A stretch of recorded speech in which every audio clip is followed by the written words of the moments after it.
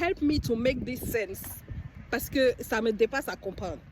On est en train de travailler sur un projet dans le cadre de business, dans Business Airbnb, dans un pays d'Afrique que je ne vais pas citer le nom pour le coup, vous comprendrez pourquoi.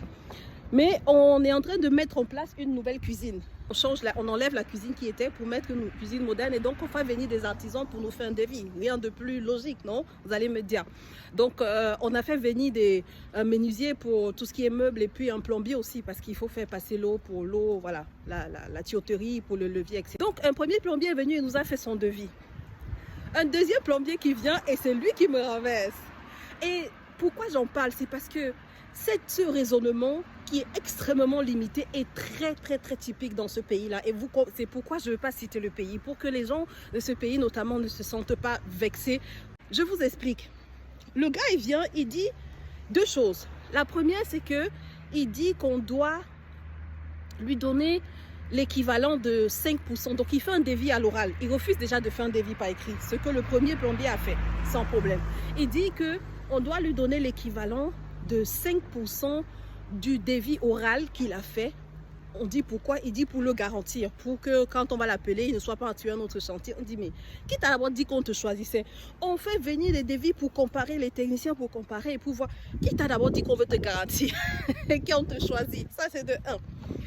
Maintenant, et vous savez, en plus, on a payé son transport parce que dans ce pays-là, c'est très typique. Ce n'est pas le cas partout. Mais là-bas, quand tu fais venir un technicien pour regarder quelque chose ou pour faire un devis ou quoi, il ne voit pas long terme à ce qu'il peut gagner. Tu dois payer son transport. Là. Mais là, même, ce n'est pas la question. On a payé son transport.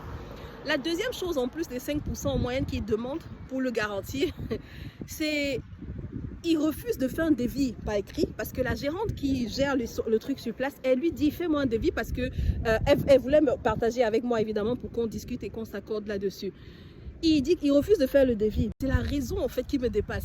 Il dit que s'il fait le devis, on peut prendre et donner à un autre plombier qui va prendre ça et travailler à sa place. Je dis, mais ça c'est quel raisonnement? C'est pas la bêtise, ça. C'est-à-dire si nous on fait ça, c'est que nous-mêmes on est stupide. Comment on va prendre un devis de quelqu'un d'autre et donner à une autre personne pour aller faire le travail à sa place? Ça veut dire que ce plombier à qui on donne le devis là, c'est qu'il ne connaît rien en fait. Il ne sait pas faire son travail tout simplement. Donc on se dit, mais comment quelqu'un peut raisonner comme ça?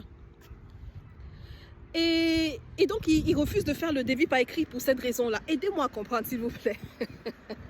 Ce raisonnement-là, ça me dépasse. Et je vous dis à très bientôt pour une prochaine histoire sur cette affaire Airbnb Business.